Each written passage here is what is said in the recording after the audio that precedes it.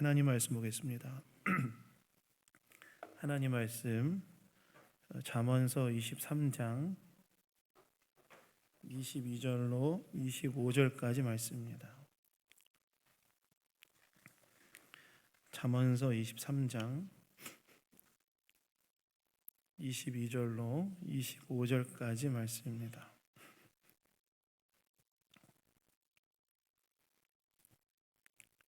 다 찾으셨으면 저와 교독하도록 하겠습니다.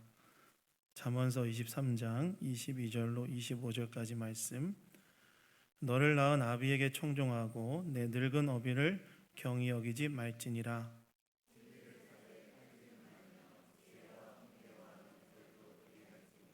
의인의 아비는 크게 즐거울 것이요 지혜로운 자식을 낳은 자는 그로 말미암아 즐거울 것이니라. 내 부모를 즐겁게 하며 너를 낳은 어미를 기쁘게 하라. 아멘. 부모를 기쁘시게 하라라는 제목으로 하나님 말씀 나누기 원합니다. 여러분, 오늘은 어버이 주일입니다. 어버이 주일. 어버이 주일은 어떤 주일이냐면 하나님 안에서 부모님들이 자녀들에게 베풀어 주신 은혜를 기억하고 이제 감사하기 위해서 제정된 주일이라고 할 수 있습니다. 사실 우리가 이 자리에 이렇게 있다는 사실은 무엇을 의미할까요? 사실 우리가 이 자리에 이렇게 있다는 사실은 무엇을 의미하냐면 우리에게 부모가 있다는 것을 의미하지 않겠습니까? 저 여러분이 이 자리에 이렇게 딱 앉아 있다는 것, 그것은 무엇을 전제하냐면 우리의 부모님이 계시다는 사실을 전제한다는 거예요. 우리를 낳아주시고 우리를 길러주신 부모님이 있었기 때문에 우리가 이 자리에 지금 있다는 것입니다. 그렇다면 우리는 우리를 낳아주시고 길러주신 우리의 부모님을 어떻게 대해야 하는가? 하나님께서는 우리가 우리의 부모를 어떻게 대하기를 원하시는가? 저와 여러분의 부모님, 저와 여러분을 낳아주시고 길러주신 부모님을 우리는 어떻게 대해야 되고 하나님 우리가 어떻게 대하기를 원하시는가? 특별히 오늘 본문의 말씀은 부모를 어떻게 기쁘시게 할 수 있는지에 대해 이야기하고 있는데요. 오늘 말씀을 통해서 우리가 어떻게 우리의 부모를 기쁘시게 할 수 있는지, 우리 어버이 주일에 우리의 부모님을 생각하면서 함께 나눠보기를 원합니다. 첫 번째, 부모를 기쁘시게 하기 위해서, 여러분 제가 감기가 심하게 걸려가지고 지금 목소리가 잘 안 나오니까 양해를 구합니다. 첫 번째는요, 부모를 기쁘시게 하기 위해서는 무엇보다 먼저 부모를 공경해야 된다. 어떻게 해야 된다고요? 부모를 공경해야 된다. 공경해야 된다. 여러분 오늘 본문 22절을 보시면 이렇게 나옵니다. 너를 낳은 아비에게 청종하고 내 늙은 어미를 경히 여기지 말지니라. 이렇게 나옵니다. 잠언 기자가 독자들에게, 이 잠언서를 읽고 있는 독자들에게 뭐라고 이야기하냐면 너는 너를 낳은 아비에게 청종하고 늙은 어미를 경히 여기면 안 된다. 이렇게 말했다는 거예요. 여러분 여기에서 청종이라는 단어의 뜻은 무엇일까요? 청종이라는 단어의 뜻은 단순히 누군가의 말을 잘 귀담아 듣는다 이런 말만이 아닙니다. 청종한다는 말의 뜻은요 무엇이냐면 들은 그것을 행동으로 옮기는 것까지를 포함하는 개념이 이 청종이라는 단어예요. 그래서 여러분 창세기 22장 18절에 보시면 하나님께서 명령하신 대로 아들을 모리아산에 번제로 바쳐야 했던 아브라함을 하나님께서 급히 말리시면서 그의 순종의 모습을 통해 하나님께서 아브라함을 축복하시는 장면이 나오는데, 그때 하나님께서 아브라함에게 뭐라고 축복하시냐면 이렇게 축복하세요.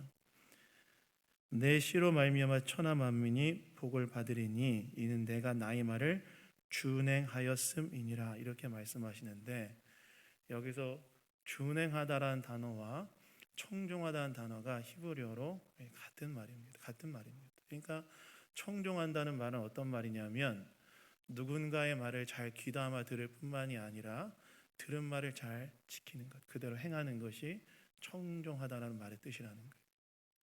그래서 잠언 기자가 독자들에게 지금 아버지에게 청종하라는 말의 뜻은 무엇이냐면 아버지의 말을 잘 들을 뿐만이 아니라 또 들은 아버지의 말을 실제로 삶으로 실천을 해라. 이렇게 지금 잠언 기자가 자녀들인 독자들에게 이야기하고 있다는 거예요. 그 다음에 내 늙은 어미를 경히 여기지 말지어다 이렇게 나오는데, 여러분 여기서 경히 여기다는 말은 무슨 말일까요? 여러분 경히 여기다는 말은 단순히 가볍게 여기다 이런 말이 아닙니다. 경히 여기다는 말은 함부로 대하다, 무례하게 대하다 이런 뜻을 가진 단어인데요. 그러니까 지금 잠언 기자가 독자들에게 어머니가 늙었다고 해서, 즉 어머니가 힘이 약해지고 나약해졌다고 해서 그런 어머니를 함부로 대하거나 무례하게 대해서는 안 된다. 이렇게 지금 말하고 있다는 거예요. 다시 말해서 잠언 기자는 지금 독자들을 향해 그들의 부모의 말을 잘 듣고 순종할 뿐만이 아니라 부모가 늙고 약해졌다고 해서 함부로 대하거나 무례히 행해서는 안 된다. 이렇게 지금 말하고 있다는 것입니다. 여러분, 부모의 말을 청종하고 부모를 함부로 대하지 않는 것을 한마디로 표현한다면 무엇이라고 표현할 수 있을까요? 이것을 한마디로 표현한다면 공경이라는 단어로 표현할 수 있을 것입니다. 실제로 여러분 출애굽기 20장에 하나님께서 이스라엘 백성들의 십계명을 주시면서 다섯 번째 계명이 무엇이었습니까? 너는 내 부모를 어떻게 하라고 말씀하시죠? 공경하라. 그래서 여러분, 저와 여러분의 부모를 어떻게 대해야 될까요? 저와 여러분은 저와 여러분의 부모를 어떻게 대해야 되냐면 공경으로 대해야 할 줄로 믿습니다. 그래서 부모 어떻게 대해야 된다고요? 공경해야 된다. 근데 여러분, 성경에서 공경한다는 말의 뜻은요, 성경에서 공경한다는 말의 뜻은 단순히 공손히 받들어 섬긴다 뭐 이런 뜻이 아니라는 사실 아십니까? 공경이란 단어의 사전적 의미는 공손히 받들어 섬긴다 이런 의미를 가지고 있는데, 성경에서 이야기하는 공경이란 단어의 의미는 그저 단순히 공손히 받들어 섬긴다 그런 의미로는 충분하지 않다는 거예요. 그럼 성경에서 말하는 공경이란 단어의 의미는 무엇이냐? 여러분, 성경에서 이 공경이라는 단어는 히브리어로 카베드라는 단어가 쓰여졌는데요. 이 카베드라는 단어는 어떤 의미를 가지고 있는 단어냐면 무겁게 여기다 이런 뜻을 가지고 있어요. 그러니까 부모를 공경하라는 말은 어떤 말이냐면 부모를 어떻게 여기라는 거예요? 무겁게 여겨야 된다는 거예요. 근데 여러분 놀랍게도 구약 성경을 보시면 이 공경이란 카베드라는 단어가 딱 두 대상에게만 쓰여졌는데 누구에게 쓰여졌느냐? 첫 번째는 하나님께 쓰여졌고 두 번째는 부모에게 쓰여졌어요. 여러분 이건 뭘 말할까요? 여러분 이건 뭘 말하냐면 부모를 공경한다는 것은 무엇을 의미하냐면 너희가 너희의 신앙의 대상이 되는 하나님을 무겁게 여기는 것처럼, 마치 무겁게 여기는 것처럼 너희 부모를 너희도 그렇게 무겁게 여겨야 된다 이런 뜻이었어요.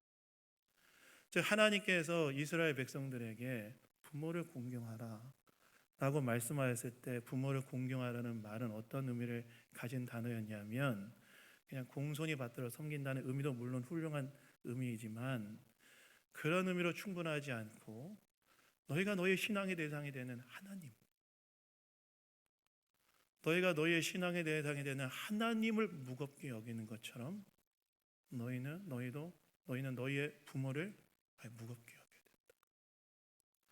다시 말해서 부모를 공경하는 것에 대한 우리의 위상과 우선순위에 대해서 하나님께서 이야기하시는 말씀이었다. 그래서 우리가 부모를 공경한다는 말은 어떤 말이냐? 우리가 하나님을 무겁게 여기되. 저 여러분 하나님 무겁게 여기지 않습니까? 하나님 가볍게 여기세요? 저 여러분 하나님 무겁게 여기지 않으십니까? 우리의 신앙의 대상이 되시고 우리의 창조주, 이 세상의 창조주가 되시고 우리를 구원하신 구속주가 되신 하나님을 우리가 무겁게 여기듯 우리는 우리의 부모를 어떻게 여겨야 된다는 거예요. 마치 하나님을 무겁게 여기든 우리는 우리의 부모를 무겁게 여겨야 된다. 그것이 부모를 공경하라는 말씀이었다. 그래서 여러분, 우리가 우리의 부모를 기쁘시게 하기 위해서는요, 먼저 우리 안에 우리의 부모의 위상이, 우리 마음 안에 우리 부모의 위상이 어느 정도의 자리를 차지하고 있는지를 한번 돌아봐야 돼요. 나는 내 부모를 어떻게 여기고 있는가? 하나님께서 우리에게 부모를 공경하라고 명령하셨는데 나는 부모를 정말 하나님을 무겁게 여기듯 그렇게 무겁게 여기면서 공경하고 있는가? 한번 돌아봐야 된다는 거예요. 여러분, 나폴레옹이 폴란드를 침공하고 점령했을 때 이야기입니다.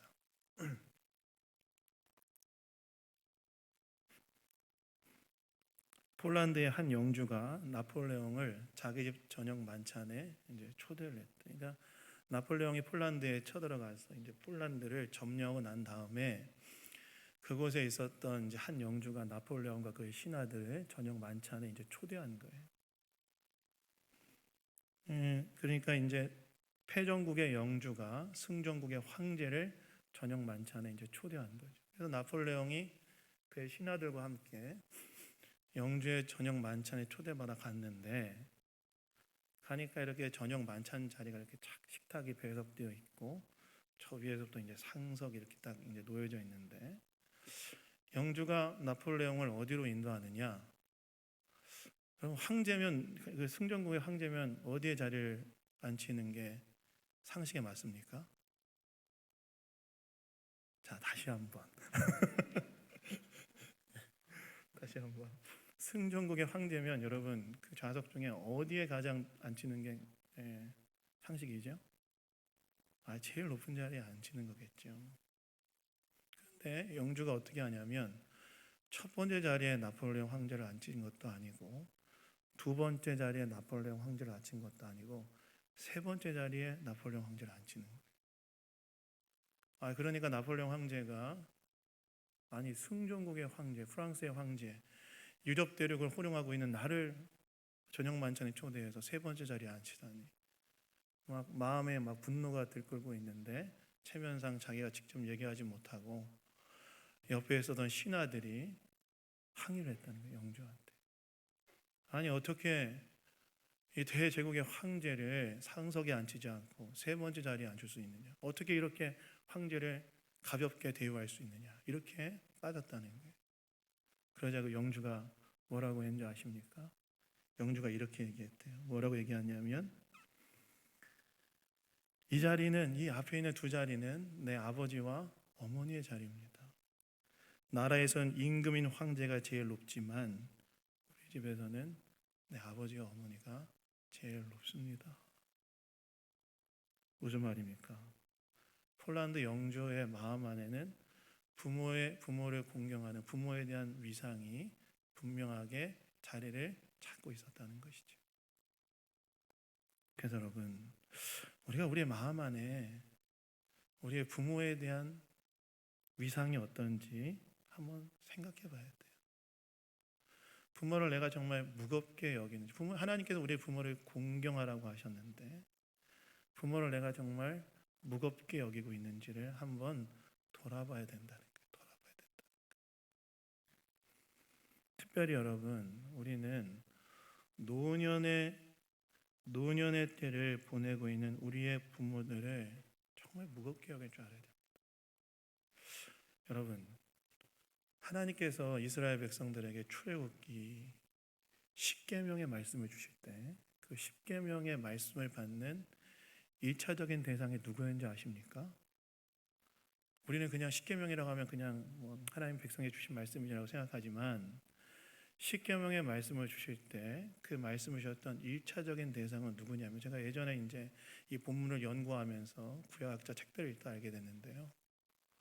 일차적인 대상은 누구냐면 30대에서 50대까지 배우자도 있고 자녀를 두고 어느 정도 재산을 가지고 있는 장년의 사람들을 향해서 주신 말씀이었어요. 왜냐하면 십계명의 마지막 계명이 뭐죠? 탐내지 말라는 계명인데 거기에 뭐라고 나와 있냐면 내 이웃의 집을 탐내지 말라. 내 이웃의 아내나 그의 남종이나 그의 여종이나 그의 소나 그의 낙이나 물은 내 이웃의 소유를 탐내지 말라고 말씀하시는데, 이것은 뭘 의미하냐면 이 십계명을 수여받는 자들이 이미 배우자도 있고 자녀도 있으며 일정 정도의 재산을 소유한 결혼한 장녀를 전제한다고 말할 수 있다는 거예요. 그러니까 이거 십계명을요 누구에게 주셨냐면 하나님께서 일차적으로 30대에서 50대 사이에 결혼하여서 자녀도 있고 어느 정도 재산을 가지고 있는 장년들에게 주신 말씀이었다는 거예요.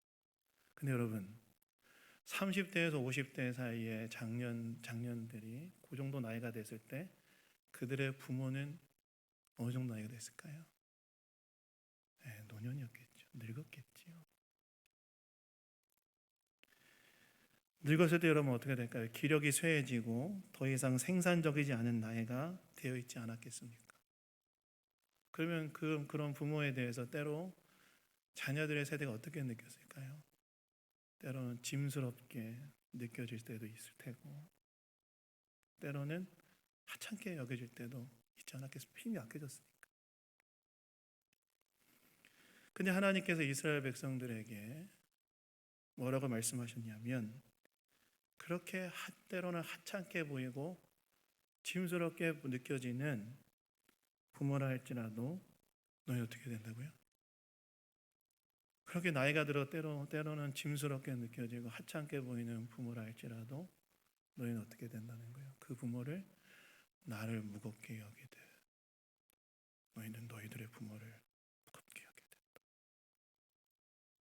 하나님께서 뭐라고 명령하셨냐면 그렇게 그렇게 노년이 되어서 때로는 짐스럽게 느껴지고 하찮게 보이는 너희들의 부모라 할지라도 너희는 어떻게 되냐? 너희가 나를 무겁게 여기되 너희들 부모를 무겁게 여기되. 실제로 여러분 이때 당시에는요 이방 사회에서는요 부모를 나이 든 부모들을 쉽게 대하는 일들이 되게 편만했던 것 같아요. 그래서 여러분 구약 성경을 보시면요 하나님께서 나이 든 부모에게 하지 말아야 될 5가지를 얘기하시는데 구절들을 다 이야기하기는 어렵고 그냥 간단하게 말하면 나이 든 부모에게 하지 말아야 될 5가지 뭔지 아십니까? 첫 번째는요 멸시하면 안 되고, 두 번째는 조롱하면 안 되고, 세 번째는 구박하면 안 되고, 네 번째는 쫓아내면 안 되고, 5번째는 구타하면 안 된다. 이거 성경에 나와 있어요. 실제로 이런 모습이 이방 사회에 이런 풍습이 있었다는 거예요. 그런데 하나님께서 뭐라고 말씀하시냐면 나를 섬기고 있는 나의 백성이라고 말하는 너희들은 어떻게 해야 되는가? 너희들은 부모를 이방 사회 풍습처럼 따라가서는 안 되고 너희들이 나를 무겁게 여기는 것처럼 너희들의 부모들이 약해져 있는 그 순간에도 무겁게 여길 된다. 부모를 공경해라.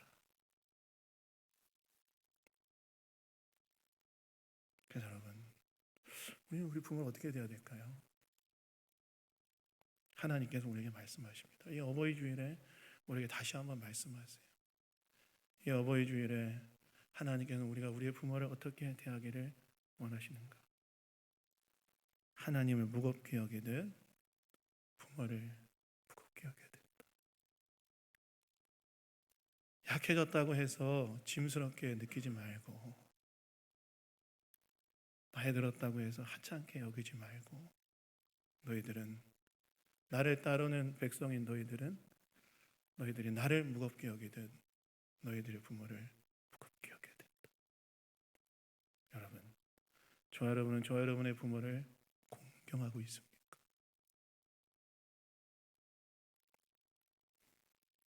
하나님께서 부모를 공경하라고 하였으니 내 안에 부모에 대한 위상을 다시 한번 재평가하시고 부모를 무겁게 여기심으로 하나님의 뜻을 이루어 가시는 저와 여러분 다 되기를 예수님 이름으로 축원합니다. 두 번째는요, 부모를 기쁘시게 하기 위해서는 어떻게 해야 되느냐? 내 삶을 아름답게 갖고 가야 된다는 거예요. 내 삶을. 여러분 오늘 본문 23절을 보시면 부모 공경을 이야기하던 잠언 기자가 갑자기 이런 얘기를 하죠. 23절 우리 다 같이 한번 읽어보도록 하겠습니다. 우리 읽겠습니다. 시작.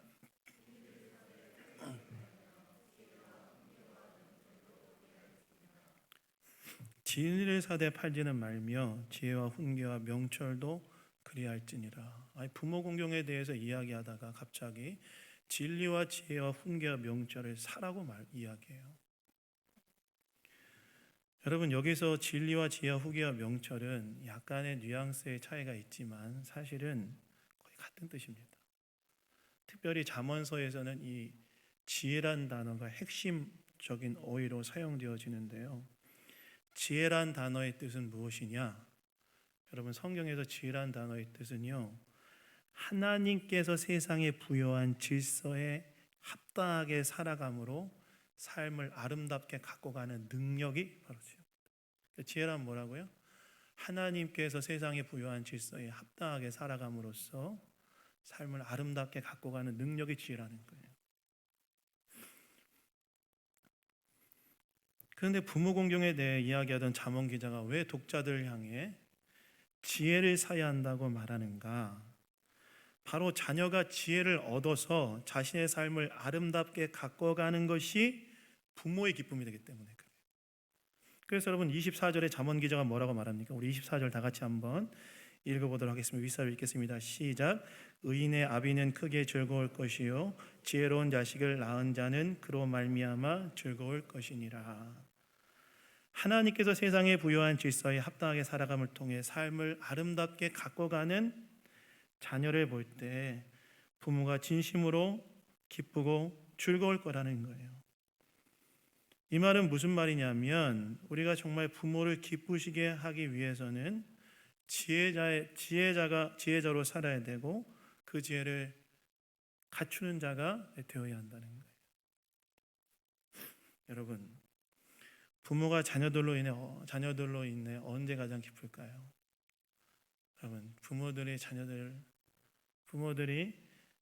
자녀들로 인해 언제 가장 기쁠까요? 자녀들이 자신의 삶을 아름답게 가고 갈 때 그때 부모가 사실은 가장 기쁩니다. 제가 가끔 교회 어른들한테 이런 질문을 할 때가 있어요.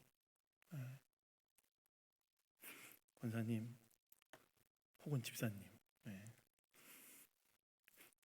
어떤 걸 세상을 살아가면서 뭐 바라시거나 기대하신 거 있으세요? 그러면 이제 두 가지를 얘기하시는데 하나는 이렇게 살다가 정말 잘 때 어려움 없이 하늘나라 가는 것이고 두 번째는 뭘까요? 자녀들이 하나님을 잘 믿고 행복하게 살면 그것만으로 더 바랄 것이 없습니다. 그렇게 얘기하세요. 저도 가끔 저희 부모님한테 뭐 필요한 거 없으시냐 물어보세요. 필요한 거 없으시냐? 그러면 여러분 부모님들한테 필요한 거 없으냐 그러면 뭐라고 말씀하세요? 저는 제 애들이 저한테 필요한 거 없으면 그러면 뭐 얘기할 것 같아요. 나 이런 거 필요하다. 갖다 놔라. 얘기할 것 같은데 저희 부모님은 저한테 뭐 필요한 거 없으세요? 그러면 뭐라고 얘기하냐면 그냥 거의 100 중에 한 99 정도는 최근에 지난주에 저희 어머니 그 갑상선암 진료 때문에 모시고 대학병원 갔다가 이제 돌아오는 길에 물어봤어요. 뭐 필요한 거 없으세요? 근데 그때는 저희 아버지가 하나 얘기하시더라고요. 밑반찬 좀 사다 보내라 그러시더라고요. 먹을 게 없다. 그래서 그 밑반찬을 보내드렸는데 부모님한테 뭐 필요한 거 있으세요? 물어보면 대부분 뭐라고 말씀하세요? 없다. 그냥 너만 잘 살면 된다. 제가 이제 계속 어머니 때문에 이제 대학병원 모시는 가느라고 월요일마다 이제 자주 천안에 이제 가는데, 어머니 병원 모시고 갔다가 이제 오면 식사 대접하고 이제 하면 저희 어머니가 늘 하시는 말씀이 빨리 가라, 빨리 가라. 나 걱정하지 말고 빨리 가라. 가서 너희 삶을 잘 살아라. 왜 그렇게 얘기하실까요? 아니, 자식을 생각하는 거죠. 부모에게 있어서 여러분 정말 진정한 기쁨은 무엇이냐면 자녀들이 자신의 삶을 잘 갖고 가는 것. 그것을 정말 부모들이 원한다는 거예요. 근데 여러분, 이게 진짜 부모 마음 아니겠습니까? 자녀들이 자신을 아름답게 갖고 갈 수 있다면 그것으로 부모는 충분히 기뻐하지 않겠습니까? 여러분, 서울에 가면 소망교회라는 교회가 있는데요. 그 교회 원로 목사님이신 분이 이제 곽선희 목사님이라는 분이 계세요. 이분은 이제 한국 전쟁 때 아버지를 잃게 되는데, 이와 관련해서 특별한 간증을 하나 갖고 계신데 오늘 이 주제와 연관돼서 제가 가져와 봤습니다. 곽선희 목사님이 한국 전쟁 때 아버지를 잃게 되는데, 북한군에 의해서 아버지를 잃게 되는데, 이분이 아버지가 북한군에 의해서 총살당할 때 반대편 산에 숨어 있다가 아버지가 돌아가시는 것을 목격하게 됩니다. 어렸을 때. 3명의 사람을 북한군이 이제 산 위로 이제 데리고 올라와서 총을 쏴서 이제 죽였는데, 그 장면을 곽선희 목사님 그 반대편에 있다가 이제 목격을 하게 돼요. 그리고 난 다음에 어떤 일이 일어나냐면, 이제 그 북한군이 다 내려가고 이 목사님이 이제 혹시나 위험해질 수 있을까 봐 어떻게 하냐면 밤까지 이제 기다렸다가, 해질녘까지 기다렸다가 밤이 돼서 이제 아버지한테 막 달려갔는데 2명은 목숨이 붙어 있었고 1명 자기 아버지가 딱 돌아가셨다는 거예요. 돌아가셨다는 거예요. 그래서 아버지의 이제 시신을 붙들고 펑펑 막 통곡하면서 울고 있는데 이분이 그분의 간증이에요. 땅을 막 치면서 통곡하고 있는데 갑자기 아버지의 음성이 자기 귀에 들리더래요. 아버지의 음성이. 그러면서 아버지가 뭐라고 이야기했냐면 이렇게 얘기했대요. 야, 이놈아, 사라의 효자다. 여기 엎드려 울지 말고 얼른 자리를 피해 목숨을 부전해라. 자기 귀에 아버지의 목소리가 들리는데 아버지가 자기를 막 책망하시면서 야, 이놈아, 사라의 효자다.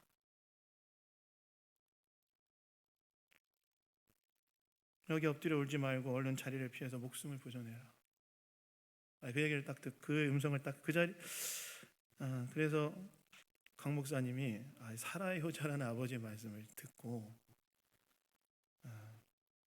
산으로 다시 도망가서 몇 달을 더 숨어 지내다가 서울이 다시 수복된 후에 아버지 시신을 모셔다가 장례를 치렀다는 건데, 그때 강 목사님이 들었던 음성의 출처가 뭔지는 저는 잘 모르겠습니다만, 그러나 적어도 거기에서 우리는 뭘 읽을 수 있어요? 부모의 마음을 읽을 수 있죠. 부모는 자녀가 어떻게 되기를 원한다는 거예요? 잘 되기를 원하고, 자녀가 자녀의 삶을 잘 가꿔가는 것이 부모의 기쁨이라는 거예요. 그래서 여러분, 부모를 기쁘시게 하기 위해서 우리가 해야 될 중요한 것은 무엇이냐면 내 삶을 잘 가꿔가는 것이라는 거예요. 근데 여러분, 여기 중요한 것이 있어요. 뭐가 중요하냐? 자기 삶을 잘 가꿔가는 것은 바로 여호와 하나님을 경외하는 데서부터 출발한다는 거예요. 여러분, 지혜란 무엇입니까? 하나님께서 세상에 부여하신 질서에 합당하게 살아가는 능력 아니겠습니까? 따라서 진정한 지혜자는 어떤 사람이냐면 하나님을 인정하는 자가 진정한 지혜자이고, 그래서 여러분, 잠언 기자가 잠언 1장에서 무엇이 지혜의 근본이라고 말했냐면 여호와를 경외하는 것이 지혜의 근본이다라고 말씀하지 않았습니까?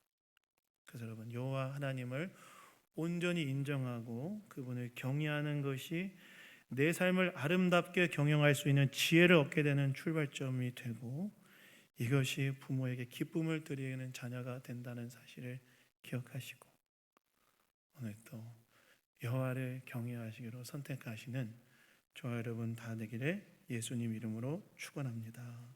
그래서 여러분, 하나님 앞에 대해서 마음을 갖고 가십시오. 그것이 부모의 기쁨이 됩니다. 그리고 이를 위해 여호와를 경외하십시오. 그 자리가 내 삶을 빚어가는 출발점이 됩니다.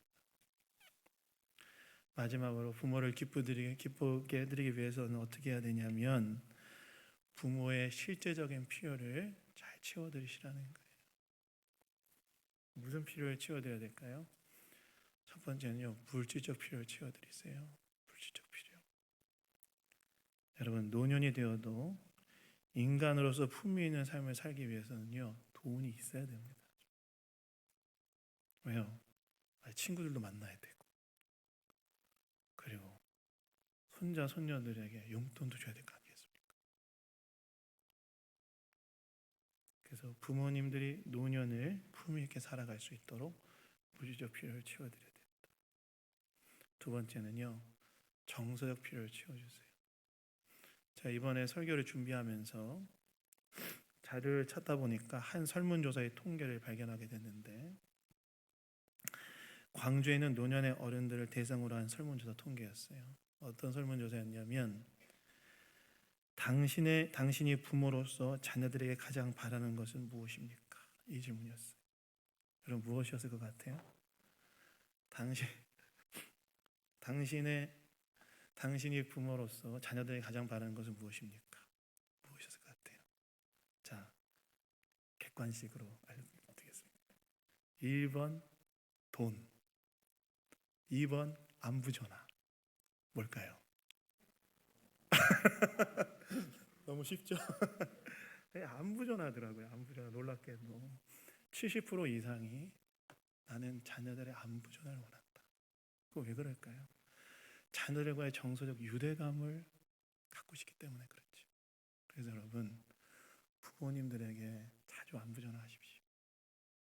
부모님 살아계실 때 안부전화 많이 하십시오. 제가 예전에 교회에 살아갈 때 추석과 설이 되면 여러분 다 각자 고향으로 가지 않습니까? 추석과 설이 되는데 고향으로 가지 않고 교회로 모이시는 분들이 계셨어요. 그럼 제가 이제 교회를 지킬 때가 되면 지키고 있었는데, 교회로 오셔서 저한테 그분들이 뭐라고 이야기하냐면, 목사님, 제가 물어보니까 왜 명절인데 고향 안 가시냐 물어보니까 저한테 이렇게, 목사님, 고향도 부모가 있을 때 고향이지, 부모님 돌아가시고 나니까 고향도 더 이상 고향이 아니고 명절이 제 인생에서 가장 외로운 때입니다. 그렇게 얘기하더라고요. 그래서 여러분, 부모님 계실 때, 하나님 계실 때 자주 안부 연락하십시오. 부모는 우리들의 정서적 윤회를 원하십니다. 그래서 이번 주에 매일 한 번씩 전화하세요. 부모님들한테 전화하실 거죠? 매일 한 번씩 전화하세요. 이번 주는 특별 주간으로 선포하시고 매일 한 번씩 전화드리세요. 마지막으로는요, 영적 필요를 채워드리시라는 거예요. 결국 우리가 믿는 자녀로서 부모에게 드릴 수 있는 가장 큰 선물 무엇일까요? 예수님을 믿어 하나님의 백성이 되도록 하게 해드리는 거 아니겠습니까?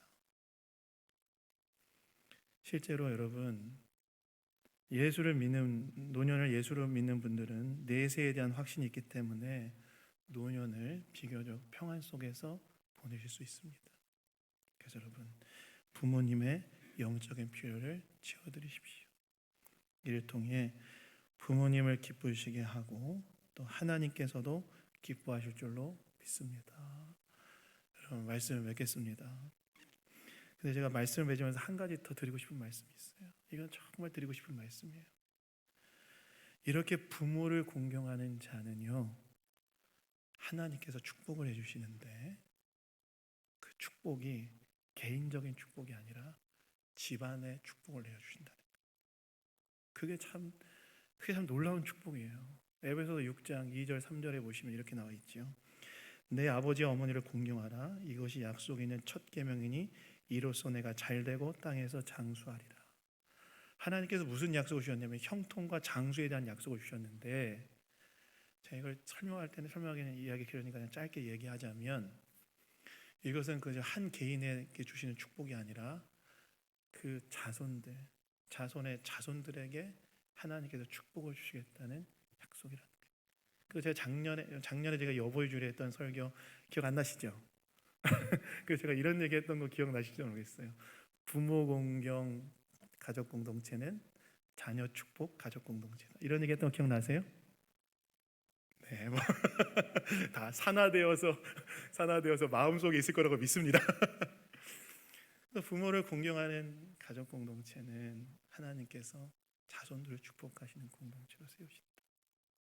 그래서 부모 공경에는 축복이 있다는 사실을 기억하시고 부모를 더 귀하게 여기시고 공경하시는 저와 여러분 다 되기를 예수님 이름으로 축원합니다.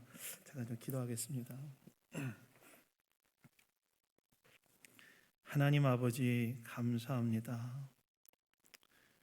오늘 어버이 주일을 맞이하여 우리의 부모를 어떻게 우리가 대해야 되는지 우리가 말씀을 통해 깨닫게 하시니 감사합니다. 우리의 부모를 공경하게 하시고 우리의 삶을 또한 아름답게 갖고 갈 수 있도록 여호와를 경외한 자를 되게 하시고 부모의 피를 채워드림을 통해 부모를 기쁘게 하는 우리 모두가 다 될 수 있도록 도와주시고 이를 통하여 부모를 공경하는 우리의 가족을 우리의 자손들을 축복하시는 하나님의 축복을 누리는 양문의 모든 성도가 다 될 수 있도록 인도하여 주시옵소서. 모든 것을 주님께 감사드리며 우리를 구원하신 예수님 이름으로 기도드렸습니다. 아멘.